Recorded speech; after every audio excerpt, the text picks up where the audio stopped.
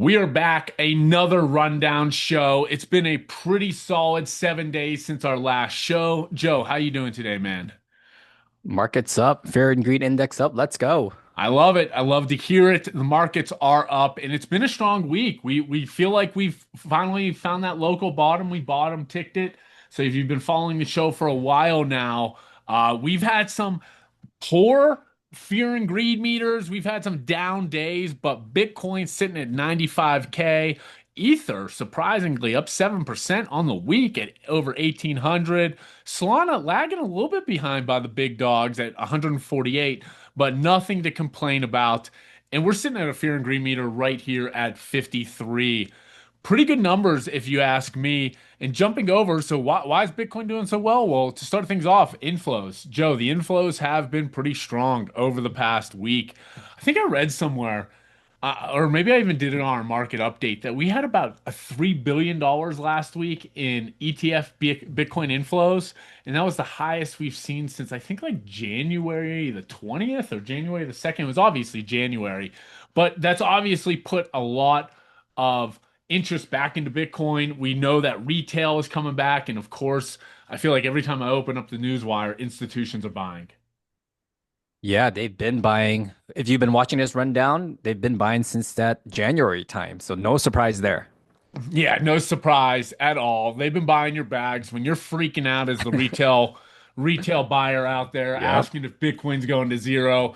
You know, Grayscale is just buying all of your bags. BlackRock's laughing at us. So again, dollar cost averaging, don't extend yourself too much. But it's a great time to be in this industry, not only investing, but learning about all the new protocols and platforms out there. And one of my favorite follows on Twitter is good old Bob Lucas. He's known for kind of his macro view. And funny enough, Joe, a couple weeks ago, month ago, 5 weeks ago, Bob actually sold 1/3 of his Bitcoin holdings. He openly told everyone, he's like, I don't like the direction we're going in. And he sold 1/3 of his Bitcoin holdings and he got a whole bunch of pushback. Now, he doesn't predict the future or know. If he did, he'd probably have more money than God and wouldn't be around giving us Bitcoin info. But he said not, he's usually really spot on. And I give Bob a lot of credit. A lot of people in the industry utilize his knowledge. But he says nice weekly close for Bitcoin. It confirms a weekly cycle in the bull for 4 year cycle uptrend, assuming that the bull trend of the confirmation. So basically, we're going into a bull run. Weekly cycles are about 15 weeks on average, and he's saying we're sitting in week 4 right now. Long story short, he's saying that we're sitting in week 4 of a very bullish bull market over the next 15 weeks, and you give a key level of 74,000. Essentially, we could go down. There's volatility out there, but he's saying if we get below 74,000, things could get hairy. But sitting at 95 and a lot of the bullish news out there, and I feel like the community's hardened up a little bit. I don't think we're going back down that low. How are you feeling? That seems really low. From here, I wish we went down there. Sorry for everyone who's listening who are perma bulls, but I just want better entries. Yeah, I can't blame you wanting better entries. And I'll tell you who also probably wants better entries, but he's absolutely been killing it since day one, is good old Big Oof. Mike, Michael Saylor. Strategy, whatever the hell you want to call it now. They acquired another 15,000 Bitcoin, a little bit over 1 billion, almost 1.5 billion with a B at an average buy of 92,000, currently up on that buy. And if you know who Grant Cardone is, he's like a big real estate mogul and Hmm. selling courses. He's all over the freaking place, has a huge following out there. But he's been over the past year or 2 years, he's been really bullish on Bitcoin. And I believe his brother is as well. And he's planning to buy 1,000 Bitcoin using a lot of his real estate profits. In addition to that, we have states now approving their first ever U.S. Bitcoin reserves. I believe this went to both the House and the Senate and was Yep. approved. Yep. So, yeah, okay. So, good news. I think it's just sitting on someone's desk to finally The governor. Yep. yeah, okay. It's sitting on the governor's desk to get executed. You obviously know a little bit about this. They're going to invest 10% or over $31 billion into Bitcoin. What are your thoughts here? I'm loving this headline. Yeah. Let's see if the governor signs it. We've been hearing this forever. Every single state trying to push it through. If Arizona, is the first, that'd be great for Arizona. Hopefully they pass other legislation that makes it friendly. You know, Miami let out, or my Florida let out, and then Texas, and maybe Arizona's next. You know, it's great. Arizona, well, they're not tax free, but it's one of the lower tax states. And for people like myself who wants to go not out of country, I don't want to go to Puerto Rico. I want to stay in the States. Arizona is pretty close to home in California. We're moving to Arizona. I'm not too far from Arizona myself, man. I wouldn't be upset. We should get a little duplex, hang out on a daily, trading meme coins. Yeah. So yeah, I mean, I think this is just I throw all these things in at the beginning of the rundown because it just shows you there's a lot of smart people out there with tons of money, more than I could even dream. They're just continuing to hammer Bitcoin. Now we have, and those are just retail guys. These are Grant Cardones. Sure, they got way more money than I could ever dream buying thousands of Bitcoin. But now we have states, we have governments, we have nation states. I'll tell you what, guys, in a year or two of us doing this show, we're going to be talking about the states that don't have Bitcoin as their strategic reserve, not the ones that are approving it. So, hats off to Arizona. Not sure off the top of my head who that governor is, but he needs to get that pen wet and sign that so we can have even more things to celebrate. A few other things out there. We got South Korea that's a set to approve crypto ETFs. So South Korea, Nice. big mover out there. They're talking about doing some ETFs this year. The US is also talking about really ramping up their mining capabilities. And the reason I threw this in on our sheet, Joe, is kind of with this current administration, they're talking about they don't want to use taxpayer monies to buy more Bitcoin. They're talking about utilizing gold reserves. They're talking about using tariff money. There's all sorts of ideas. But one way to get more Bitcoin is to just mine the hell out of Bitcoin. In the United States, regardless of what some people say, have an abundance of energy. They have clean energy. They have facilities. They have a lot of smart people out there. It feels like a no-brainer to me for the United States to become a mining capital of the world because one, you control a lot of the mining facilities out there. Two, you get rewarded in Big Daddy Bitcoin. What are your thoughts there? Yeah, makes sense. I would like to see us get these deregulations so that we could have more power. That's going to help us in both the Bitcoin mining race, if there is a race there, and the AI world. So I love to knock down two dominoes in one stone if that can happen. Hell yeah, man. Those are two key races against a lot of, I don't even want to start calling countries out by name because I don't want to get put on some weird list. But the AI world and the crypto world, it definitely feels like it's an arms race to be the leader in both of those, or at least be involved in a lot of those sectors. And, we're talking about that every single day. Some of those countries should just be tuning in to our private community, tuning into this rundown show, so they actually really understand what's going on out there because there's bullish news left and right. We can't talk about a rundown show without talking a little bit about tariffs. It sounds like China and the US are still kind of hating on each other a little bit. They're butting heads. China doesn't want to budge. The United States, I don't know if this administration is going to be budging anytime soon. So I don't even know what tariff percentage we're at with the China goods, but obviously it's high. And Joe makes a great point. He talks about on every show, if you're worried about tariffs, just stop buying stuff. And I think about that a lot, Joe. That's a really good point. But there are some countries that are moving closer to deals. And I'll tell you what, just as the dominoes fall with these tariff signings, India, Japan, the UK, they seem to be moving ahead, and they're moving ahead pretty fast, compared faster than I would ever dream because I'm no tariff or trade war expert, but I feel like that's like something that could take like months to years, when it's really sounding like some of these could be done relatively soon. And when a lot of the countries start falling in line, I'm sure people are going to feel a little bit less uneasy about the tariffs. Yeah, the reason that the markets are bullish was because Trump took his foot off the gas pedal.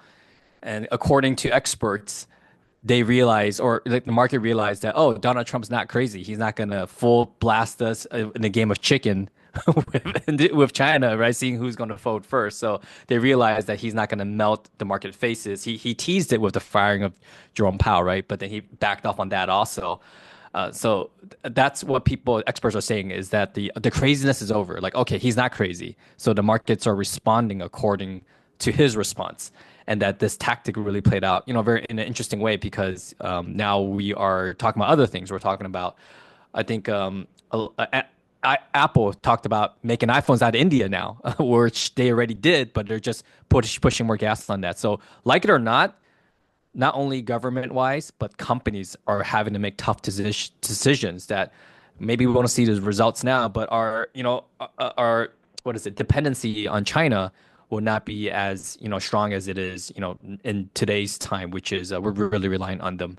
And there's a lot of interesting stuff there. But just to showcase why the markets are up, and that's why risk assets are up, because when people feel like there's clarity and they have more money, they don't mind piling into risk assets, which we like talking about, and we don't mind talking about people becoming rich overnight. No, there's a lot of capital out there that can flow into our risk assets, if you want to call it. But again, like when you talk about Bitcoin, I feel like it's one of the least risky assets, even though it acts risky. But you make a good point there, Joe, about Trump and people thinking he's crazy or not. I'm not even sure exactly where I'm falling there because he can be a wild card. And is it strategic through the media? Is it just him just firing off the cuff? One guy that I do think is just kind of holding him back or keeping him in check, if that's even a real thing, is Scott Bassett, who is the Secretary of Treasury of the United States. Very well-known individual. There were some things that when it came out that he actually talked Trump out of firing Powell. He's been a key part of these tariffs regardless if that's true or not, it does feel like the administration overall has a pretty good grasp of what they want to do, even though Trump being the figurehead and can be a little bit of a wild card. I feel like guys like Scotty will keep him in line and keep us out of harm's way. Dude, you nailed it. I'm gonna steal your term. You nailed it. They're just like the Golden State Warriors. If you watch basketball, they have different pieces. They have the angry Draymond Green, which everyone hates, which could be Trump, right? Then they Yeah. have the mild-mannered Steph Curry, who has a resume that no one can, say is bad, right? Obviously, and that's kind of like Scott Bessent and Trump, and not only Scott, but Lutnick and Elon. Like the team is stacked. So you nailed it because they probably talked him off the ledge once or twice or gave him some good information. And what I've heard is that Trump is very level-headed.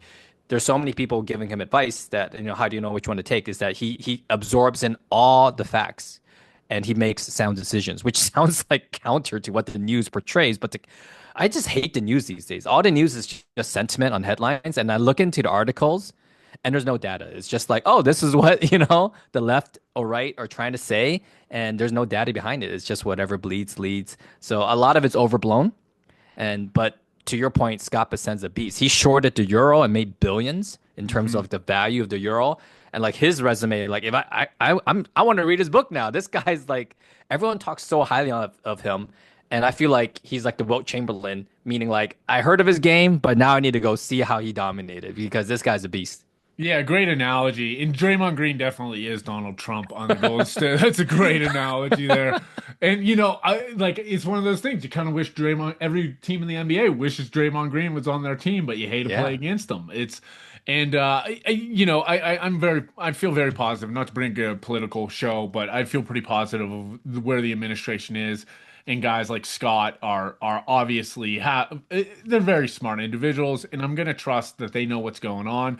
And we did know that if we were going to start messing with tariffs in other countries and disrupting a system that felt broken, that there was going to be some pain. But it feels like overall the crypto market has started to shake it off.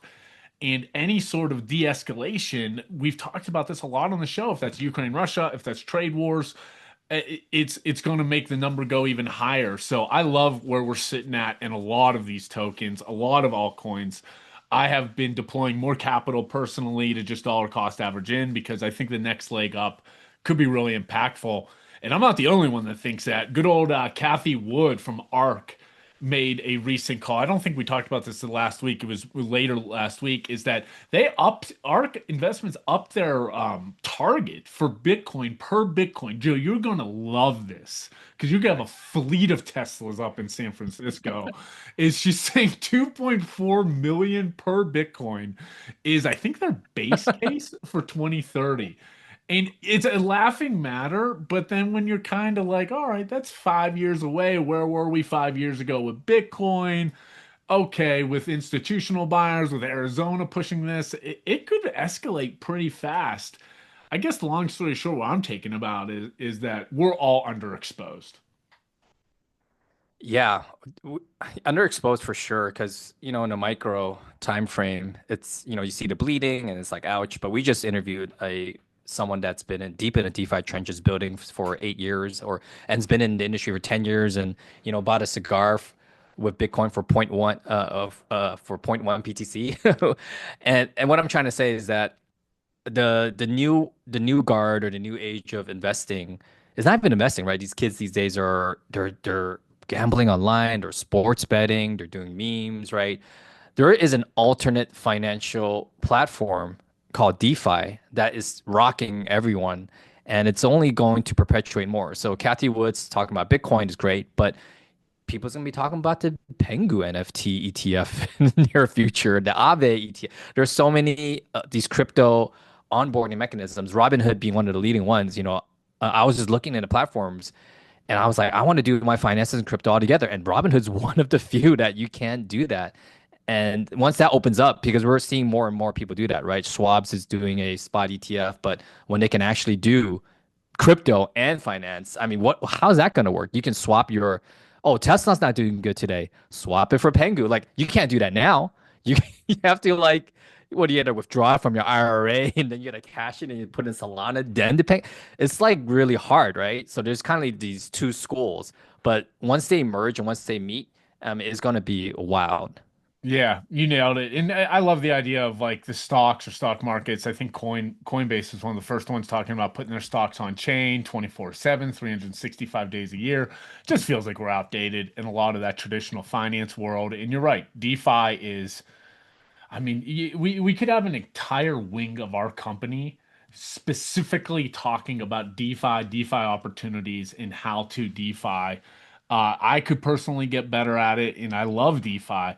Just there's so many different opportunities out there. When we talk about DeFi, there's a company out there called DeFi Development, and I think they used to be like what's their ticker? JNVR, yeah, something along those lines. But the reason why this is so interesting, Joe, is that, so we're talking about all these big companies, the MicroStrategies of the Yep. world buying Bitcoin. And we could talk forever about why we think Bitcoin's a great investment, digital gold, store of value, peer-to-peer transactions, whatever you want to call it. But then there's these other L1s out there, there's L2s, but Solana is one of the tokens we talk about all the time. One reason is because it's so heavily connected to the meme coin world and just basically the online casino. But then when you talk about DePIN and DeFi and everything in the Solana ecosystem, you start to realize it's like, heck, they're doing some major stuff out there. And that's why a company like DeFi Development is planning to raise a billion with a B to buy more Solana. I think they already have like 50 million, if I remember correctly, but they have a ton of Solana. And it just goes to show you that the people are branching out. These major institutions are branching out. They're not just trying to buy your Bitcoin. They're trying to buy your Solana now. Are you gonna let them? I'll let them. I bought more Solana. Yes, this last week they are winning the DeFi pon. I mean, I want to say Ponzi, but DeFi. They got the sentiment, they got the culture down for this new generation that wants to play in that feud. And like we said, Bitcoin can go up to 1 million, but this whole other area of DeFi can really help propel us forward and help people make a lot of money. And I know I mentioned Pengu, but let me just bring it up here. Why Pengu is absolutely crushing, and it's because it is one guy, Luca Netz. He reviews that in the last 2 weeks, he spent $5 million buying Pengu. Now, that doesn't move the markets because this coin is worth close to 1.2 billion market cap right now. But he's just the founder that keeps on shipping. And we made this call out, and they absolutely rocketed, saying, oh, I'm sorry, not 1.2, $1 billion today, which is still monstrous, right? They're doing really, really well. They're doing some big things. I can go on for like, I go on for like 5 minutes talking about what they just did last week, and they're at Capitol Hill. They're actually in the lobby. They're in politics. I just found this out. Their team is in DC talking to policymakers all the time about educating them about NFTs, about meme coins. So we might see something on the docket there. So just to call out on the meme coin world and what's really rocking and moving this last week is none other than Pudgy Penguins. Wait, Pudgy's $1 billion market cap right now? Yep. Oh, I'm Oh sorry. no. Fully Okay. diluted. Fully Okay, diluted. I'm fully sorry. diluted. Okay, because I was like, man, did it go up like 30% since this morning? But still, and it's absolute ripping. And we're huge fans of Pengu. We talk about it all the time within our private community. You actually gave a fire call last week for people to get like well over 100% increase if they bought in. And I think it still has room to grow. Things will definitely shake out. There's going to be corrections. Highly volatile assets like meme coins or AI coins obviously can correct. And those are the first ones to correct. But when we start going up in all sorts of categories, coins like Penguin are going to go. I don't even like to call it a meme coin. Do we? What can we like? Are you a fun utility coin? What is it? So Luca calls it a social coin, and then Jesse Pollock with Base calls his base stuff a content coin. So call it whatever you want, right? Like this blockchain, you can add utility to anything. You can add utility to a freaking Bitcoin, right? Like which they did in the form of Ordinal. So I don't think the name matters as much as what's getting attention, and that's something Luca's great at is just doing stuff, which is a very easy race to win. And I feel right, you just got to do stuff. Like you just go out there and try. I guess it makes what is it? It makes it easier when you have a lovable, cute penguin as your mascot. Versus everything else that is not as mass marketable, like Fartcoin is marketable, but kids aren't hugging Fartcoin pillows. But hey, Fartcoin still had a Billy, right? There's a market for that. Yeah. Yeah, you nailed it. They definitely have different avenues to push. It's been a very well thought out plan. I wish I was there early days, just to Still like early. the whiteboard meetings whenever Luke is in there with his team, and it's like, all right, we're gonna make these NFTs. Now we're gonna sign deals here. Now we're gonna make a meme coin, and we're gonna back it with a blockchain. I think the sky's the limit for that team. In full disclosure, I'm a holder of Pengu. I know you're a holder of Pengu, so everyone do their own due diligence there at the end of the day because these can still be very volatile investments. But I agree. I think it's only $740 million market cap. It feels cheap. Yes. It is cheap. Its all-time high is 4 billion. But we could talk about that all day. Let's move on to Trump meme coin. What's going on in that world? And Trump released, which I knew he was going to announce something, and it is this a dinner for 220 people who are the top Trump holders. And as of I think a few days ago, the bar was 400,000. It might be above that now, which is really expensive because the bar for the dinner with the Mar-a-Lago one is a lot cheaper of his NFTs. But that was a lot more people. This is only 220 people. This is the name for this dinner is the $ Trump like dinner. That's the name for this specifically for meme coin holders. So it's different than the Mar-a-Lago one for the NFTs because that's kind of like an annual thing. This is a lot smaller group, and also for a special amount of people, they have a exclusive top 25 coin holders. You get another exclusive reception with Donald Trump, which is pretty crazy, actually. You have to be KYC. You have to go through security, background checks, and whatnot. But you know what? This has moved the market. Let me pull it up. Trump coin has definitely got up there. I don't know what it is now, but I do hold some. Not enough to be a top holder, but we could have been, Brian, because if it's time weighted. So if you held it a long, a small portion for a long enough time, you could have gotten in on this dinner. Okay, so it popped up to 2.7 billion. So it popped up what? Seven, yeah, close to like almost 50%, almost 100%, I'm sorry, off the lows, which is interesting to see, right? So the reason they did this also is because the unlock got pushed back 90 days. So they, of course, they wanted to pump up the price so that whoever got airdropped 40 million tokens, which whatever value, dude, that's like $500 million right now. They wanted to prop that value up so that people can exit probably. But pretty good value for whoever wants to have dinner with Trump. What's your thoughts? Yeah, I think it's very interesting. I think that's been the bull thesis behind Trump from day one is it's the most powerful man in the world who is obviously pro crypto, created a meme coin. And he kind of ruined our fun with Melania and all that stuff with that coin. But the Trump token definitely has a path to continue to succeed if they want it to succeed. And I think he's coming out with like a real estate game or like a Hmm. version of an online monopoly. And the first thing that clicked in my head is that they want to integrate crypto. I was like, why would they not integrate Trump in some form or fashion? I actually cheated most of my Trump coin months ago, and I highly regret it because I think I cheated it below the price it's at now and kind of want to back in. But if I held, I would have probably been at that dinner in some way. But I might have put it into Farcoin in Pengu, so I'm probably sitting pretty good. But very long story short, I like what they're building out there, and I think the sky's the limit. If they don't, it's an attention economy, like you said. If he wants to put attention on Trump, he can do it very easily with a lot of different avenues. If he wants to have it die, he could have it let it die. But pushing the unlock back 90 days is going to obviously hold the price where it's at for a while. Yeah, I'm curious to see if he has stuff lined up. There's airdrops or unlocks, I'm sorry, for the next 3 years. They infamously hold 80% of the supply, which is crazy. Yeah, at least it's not dead. Like I thought he was never going to talk about it again. I had high hopes that he would talk about something before the unlocks, and here it is. So if history holds true and his NFT slash meme coin team is really on it, they launched 4 NFT collections into the Bitcoin ordinals. Also, I'm surprised they should do something with abstract. That would be bananas. They're on it, so we'll probably see something. I'm glad it's not dead. Like you said, if it's integrated with the Monopoly game, that'll be cool. I think they have plans for it. I don't know what it is. I'm interested. I hold a little tiny bit just as a runner, but like you, I exited a mass amount. That's enough about Trump for one one day, because we were probably gonna talk about him every day for next year, right, Brian? Uh, let's talk about this debate, which we've talked about at length. 100 men versus one gorilla. And the internet's taken this by storm. They created AI simulators. They asked ChatGPT. Everyone has their own thesis. It's just so many variables that you can't really peg it. But in the world of meme coins, you won big on this, Brian. You called this. You bought this. It's up. Believe it or not. When we talked about it yesterday, it was like down, but it's back up. 5.5 million market cap. Man versus gorilla. You brought this to my attention, so let's talk about it, Brian.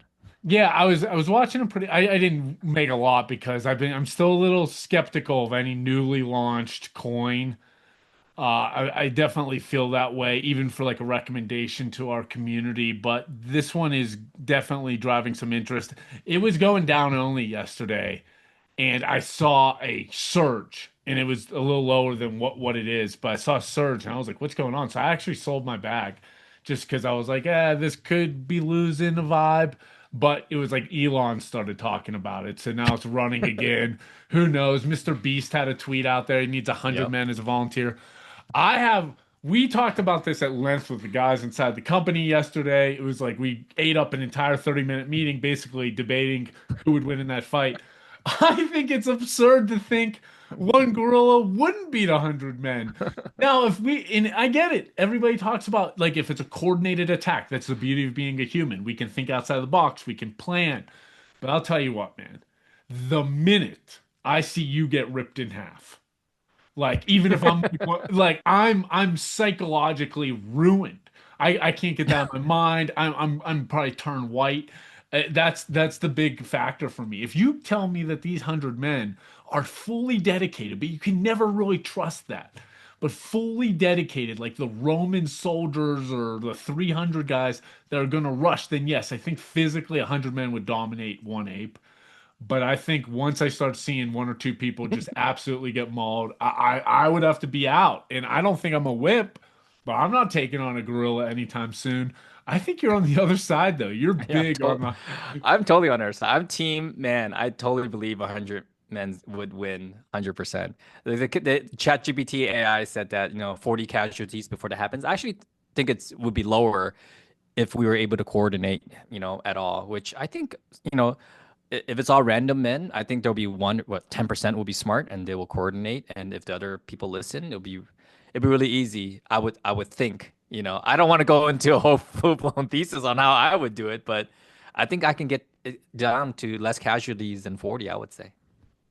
okay, I agree. I could get on board with that, but I need full commitment that all those 100 men are gonna do this. I just don't trust it. I don't trust humans enough to see what they're about to. I mean, gorillas, dude, silverback gorillas they're enormous. They break trees to get bananas. They have skin. Like you punch a gorilla? No way. So I definitely see the world of where like you get 50. I think you could do it with less than 100 men. Frankly, if they're all fully committed, I think you do it less than 100 men. But if there's some sort of Mr. Beast line with this, I'm hammering that gorilla just the way it is. But I don't think we'll ever find out. I'm probably No, but fortunately. what a way to go though, man. Brian went out fighting a freaking gorilla. Like that's legendary. All right. Yeah. Let's find some other memes for us to ape into. Oh, that was a good ape into because it's actually an ape. You should have texted me that throughout the weekend. I would have got in. But I Yeah, did not get the infamous Brian text there. yeah, Although I I'm did I'm I'm gun see that shy. thread. I'm gun shy a little bit, man. I'm a gun shy. Like but not as much. Things are picking up. Like the past few days, things are definitely picking up. No reason to be gun shy right now. We'll catch some runners. Yeah, yeah. Let me put up a better screen share. So yeah, right now there are a lot of things happening. Like Bonk is launching their own meme launchpad with the help of Radium liquidity pool, and it's been getting some attention. So that's just something interesting for you guys who to look at. The difference here is that the fees are shared or used to buy back Bonk, which keeps everything inside the ecosystem. Whereas I believe Pump Fund was not, right, Brian?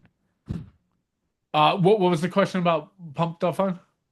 They took the fees and they kind of like took it outside of the ecosystem in some Yeah. way, right? Yeah, they just sold it. They just sold Oh, it. They just sold the fees. I think they would just sell it and transfer it to USDC. So it extracted liquidity from the trenches at the end of the day. Let's Bonk was like, I think they're giving like obviously they're allotting a percentage to development of let's or Bonk.fun or whatever the website is. I'm slipping my mind to development.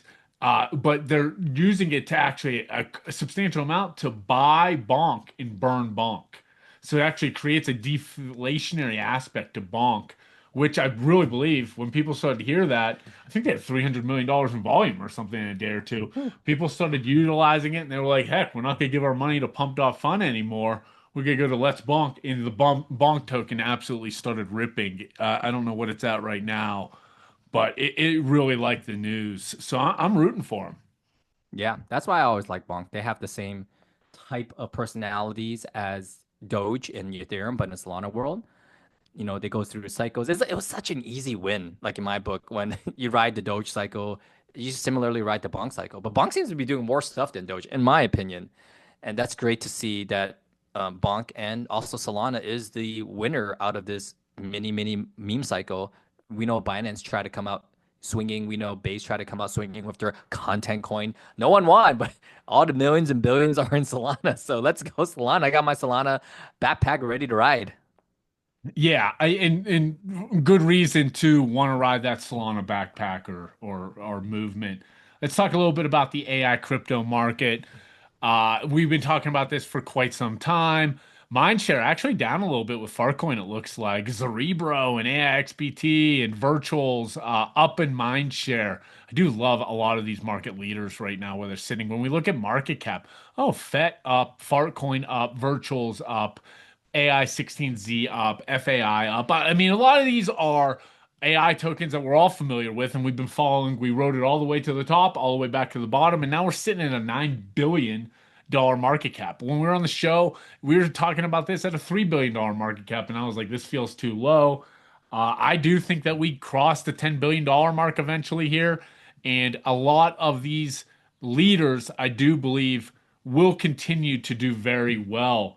I'm actually getting bowled up. Everybody that we talk to on a podcast, a summit interview, they see the integration of AI and crypto, and then there's this whole other world of like the virtuals, the AI16Zs, the ARCs, these infrastructure plays. They're building agents and integrating in crypto. They're more like a decentralized Web3 AI. And then there's the AI that's more central. I shouldn't say centralized. They're competing more with centralized Google's and Facebook's or Meta, I should say, or OpenAI, and that's the TALs or the bit tensors. I love them all. Like I went down a rabbit hole hard with BitTensor and talked about it with our community last week, and it's gone up quite nicely since then, a substantial amount. And I'm a big fan of it, what they're building, BitTensor, TAL, the subnets, and I really came out of after full amount of research, I was like, man, there's like a really big opportunity here in a lot of these AI tokens. Going back to the ones that are more Web3 native, I do love like AI16Z is up a lot, Virtuals is up, but if I had to pick one right now, I do really like where Virtuals is, and it actually possibly might be a preview call for an upcoming cusp call for a lot of our community because I like what Virtuals is doing. It feels like the cream's rising to the top. And they just made a new announcement to their platform, something like the Virgin auctions and things along those lines. So they're still building out there, and then all this integration with Base and these content coins and the activity and virtual just feels like a slam dunk in my eyes. Threw a lot at you there, but what's your current vibe with the AI crypto market? AI crypto, I think, is going to move really quickly once traditional AI moves. Right now, I'm in San Francisco. I see it firsthand, the billions and I would dare say trillions flowing into AI ecosystem. So that's just starting out right now. I'm not going to wait, but like obviously there's plays to be had here. But soon I see, like companies that don't have AI in-house, they're going to start buying these types of AI crypto, either blockchains like BitTensor or merging together, or all of the above. And those are going to be like huge. That's going to be a very different type of integration. I know I'm going totally like Yeah. another feud here, but just imagine holding, equity in that token and then it gets bought by, I don't know, someone like a Tesla, right, who could just absorb it into the product suite because crypto is, I want to say time tested, but it's moving a lot. You can test a lot faster of crypto than obviously with traditional fiat, and so this is a great play sandbox for right now for these agents and or blockchains to really get going, have a product market fit, and then build it out with the Web3 folks, and then traditional people's gonna get involved, and that's when it's gonna hockey puck up. And that's what I think is gonna happen in terms of just relatively quick speed because I see it like Inception. Like there's so many levels. Like it's just gonna whatever we talk about now is going to be like outdated like in 2 weeks from now, which we've seen, right? Cerebro was like amazing back then. 2 weeks later, 15 agents come out. Now we're going to voice activated. What's next, right? Like my wife is using AI now, and she's non-technological. And, it's just so it's moving lightning fast is what I'm saying. Yeah, you nailed it. And it reminds me of all of like DeFi summer of like 2017, where like we are kind of like hopping around and we didn't really know what we were doing, but we're getting these massive yields and there were all these protocols and platforms that weren't verified, but you were getting crazy yields and people made bank until kind of like the crappy products obviously went to the bottom, and then some of the DeFi is what we're looking at now, which is rivaling traditional banking. And that's Yeah. kind of the analogy that I'm looking at AI is that there's these centralized AI companies, the Open AIs, the Geminis, the Groks that are going to continue to build, do some great things, but they're going to integrate crypto. How do they get integrate crypto? How do they get tested? It's just a really young time within this market, but it's a great time to be like learning about it. That's why I'm like so heavily involved in it. We'll have, if you're just talking about purely speculating and buying tokens, you're gonna have a fair share of losses. You're gonna have your fair share of wins, but the winners are going to be enormous. So I think that's why it's always key to like, that's why I try to talk about it every week with our private community in the newsletters. I'm like, and that was when we were at a $3 billion market cap. I'm like, this is not a sector we want to be ignoring right now. Sure, some of our favorite tokens might be down, but it's going to cycle back and it's going to cycle back hard. And you're seeing that with virtuals, you're seeing it with the AI 16Z, you're seeing it with a lot of these well-known coins. And it's actually becoming a little bit easier for me personally to predict which is the better ones because when they all, anything that launched at one point was just like up only. Now it's like we're a little bit more, and this is only a couple months, we're a little bit more like sophisticated of like, okay, these are like legit teams building legit and producing every single day. It's of course the market share is going to grow as AI grows. And I do think there's a select few out there that we talk about with our communities that are still great buys right now and will continue to grow. Yeah, that's why I like the infrastructure of BitTensor Call so much because you get to the upside of software. Never before could you, be, an equity holder of software unless you like buy shares in Microsoft, right? And that's kind of what we're seeing in crypto, and that's why everyone loves to be in it. You making these bets that hopefully has asymmetrical upside.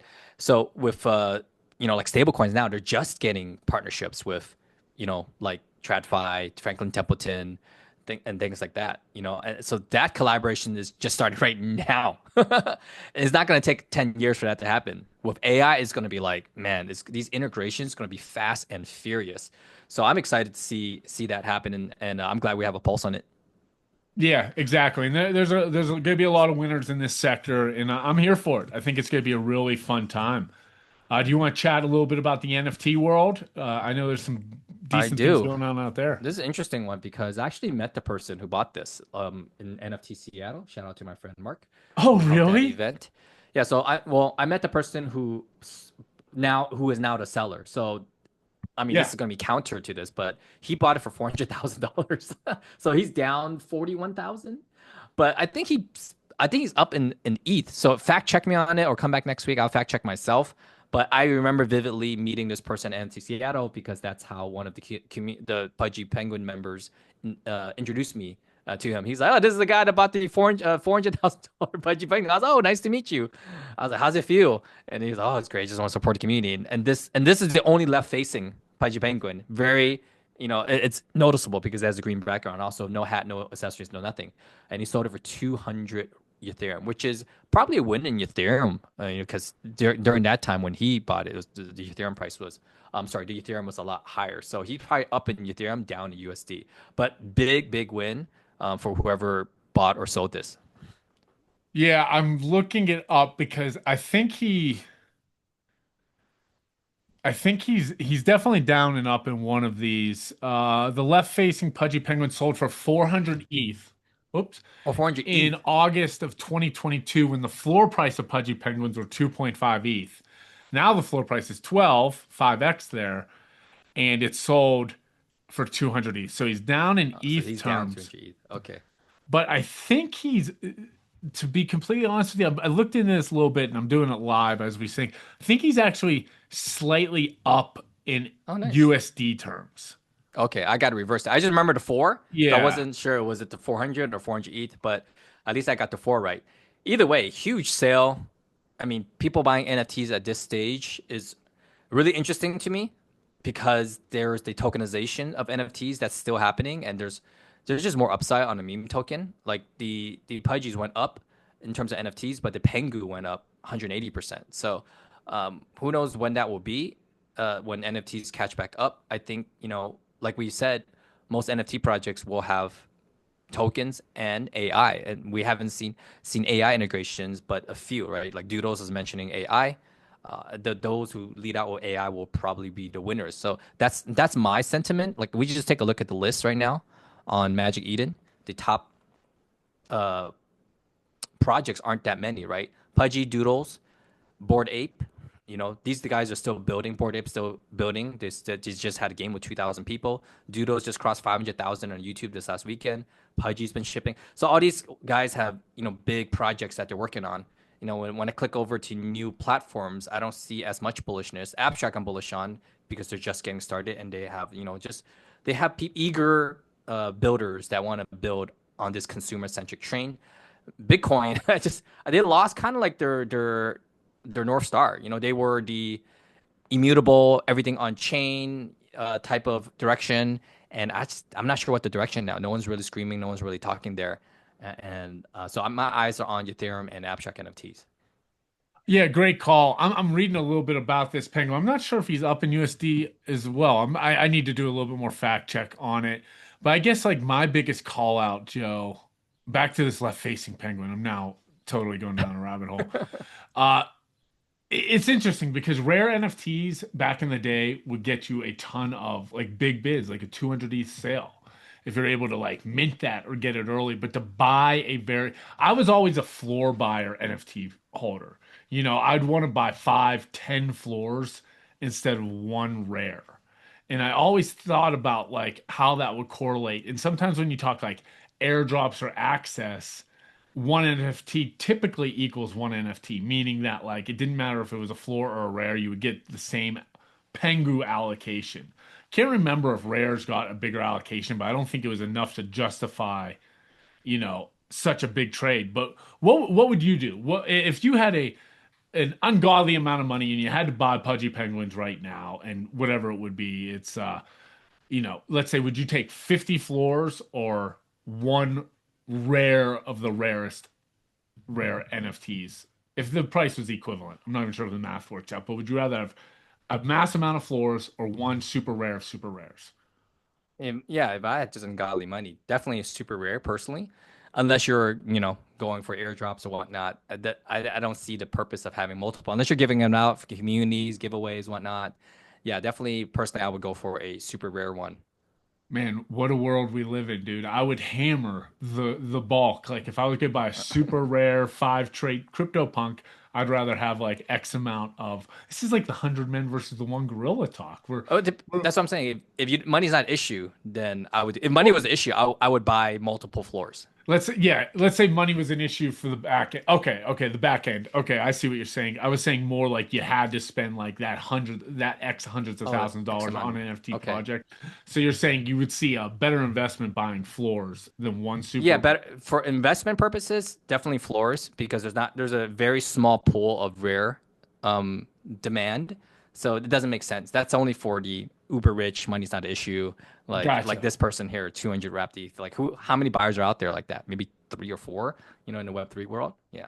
Yeah, that makes sense. I mean, I see what you're saying. If you had Warren Buffett type of money, you had more money than you knew what to do with. Of course, you would want the one super rare because at the end of the day, $1 doesn't equal $1 for you compared to the regular buyer. Yeah, there are still winners in the world of NFTs, similar to meme coins, and I dare even say safer. Like last week we talked about where is it? Where did it go? Well, it was in the abstract. It was Think, basically the AI parent company for Meebits. They launched their NFT last week. Remember, Brian? We talked about it. We're like $250. Who's gonna buy that? And I was like up. So you could instantly like flip. And there will be winners out of these like outliers that's going to potentially be like, let's say, a Pudgy Penguins. I wouldn't call it CryptoPunks. Like maybe Final Boss who will go up to 1 Ethereum and you could have like um 5x from that price. But I think the days of like you buying one NFT and getting 400,000 or 500,000 are gone, thankfully, because that brought in a lot of, I would say, it brought in a lot more negative than positive in the form of NFTs, right? Scared away a lot of companies, it scared away a lot of people, right? Where NFTs, I thought was going to, not thought, I still think NFTs is going to take basically, most of the mind share of digital assets, collectibles, even coins in the future, because it just makes sense. But now, it's not there yet. So I like where we're at now. And yeah, I'm just kind of I'm in this discovery mode NFTs, refining my joy. I like the abstract ones because you actually play games with it. If I had time and not a newborn, like I would play more games. But yeah, I definitely have winners that I would like to get into in terms of um, buying like a grifter or your Chromie Squiggles in the back. But I would need to have a purpose for that, like meaning Yeah. either I want I got a 10x on a meme coin and I want to reward myself, versus like, hey, I'm gonna buy this because I think it's the next Bored Ape or CryptoPunk that's $1 million. Yeah, great outlook. And I have similar views. I do think the NFT world it's coming back in a more organic fashion, more utility focused, if you want to say if that's like gaming or rewards or connected to other projects in some form or fashion. Kind of what we always dreamed and hoped. And I do think this washout period was good because it took a lot of bad actors away.